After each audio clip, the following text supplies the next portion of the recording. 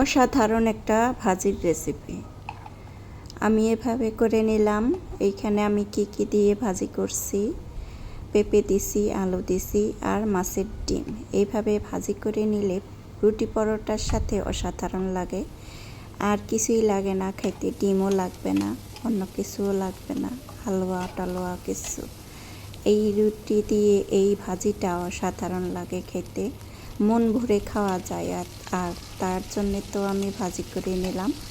আর যদি করতে চাও তোমরাও এইভাবে করতে পারো, ভাত দিয়েও খাইতে খুবই ভালো লাগে।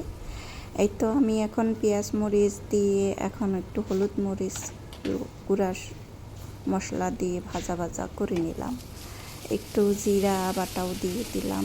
মাছের ডিম যেহেতু একটু গন্ধ আর কি আষ্টা গন্ধ আসতে পারে, এজন্য একটু জিরা বাটা, আদা রসুন বাটা দিয়ে দিলে ভালো লাগে। এতটুকু মাছের ডিম দিয়ে আমি আজকে ভাজি করব। ভাজিটার মধ্যে সামান্য একটু দিলেই অসাধারণ লাগে খাইতে, ভালোই লাগে। এই তো আমি মাছের ডিমটা একটু ভুনা ভুনা করে নেব, তারপরে আমি সবজিগুলো ঢেলে দেব। এই তো একটু একটু ভাজা ভাজা হয়ে গেছে, একটু শক্ত শক্ত হয়ে গেছে। এই পর্যায়ে আমি ভাজিটা দিয়ে দিলাম। সবজিটা কেটে নিয়েছি, আলু আর পেঁপে।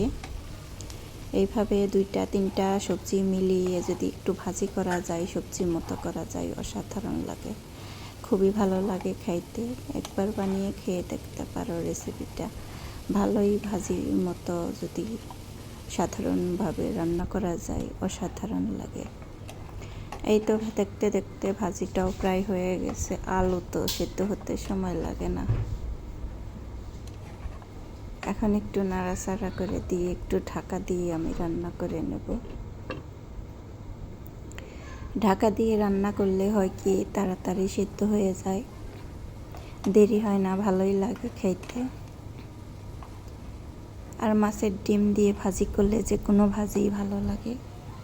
এই তো এই পর্যায়ে প্রায় ভাজিটা আমার হয়ে গেছে, নামানোর সময় হয়ে গেছে। আর একটু নাড়াচাড়া করে আমি ভাজা করে নেব, তারপরে বাটিতে তুলে নেব, খাওয়ার জন্যে তুলে নেব। এইভাবে ভাজি করলে ভালোই লাগে খেতে। তোমরা একবার ভাজি পেঁপে আলু মিশিয়ে ভাজি কাটা করে দেখতে পারো। এখানে একটু মাছের ডিমটা আমান রয়ে গেছে, এজন্য একটু খুঁচিয়ে খুঁচিয়ে আমি ভাঙ্গে দিতেছিলাম ছোট ছোট করে। এই তো দেখো কি সুন্দর হয়েছে দেখতে। দেখতে যেটা জিনিসটা ভালো লাগে, খাইতেও ভালো লাগে, মন চায় যে একটু খাই, সুন্দর লাগলে খাইতে ইচ্ছা করে। এখন আমি বাটিতে তুলে নেব। বইলো প্লিজ কমেন্টের মাধ্যমে জানিয়ে দিও আমার ভাজিটার রেসিপি কেমন হয়েছে। আমি একদম সিম্পলভাবে রান্না করছি। এই পর্যায়ে যে আমার পাশে আছো, ভালোবাসা দিয়ে সাথে থেকো।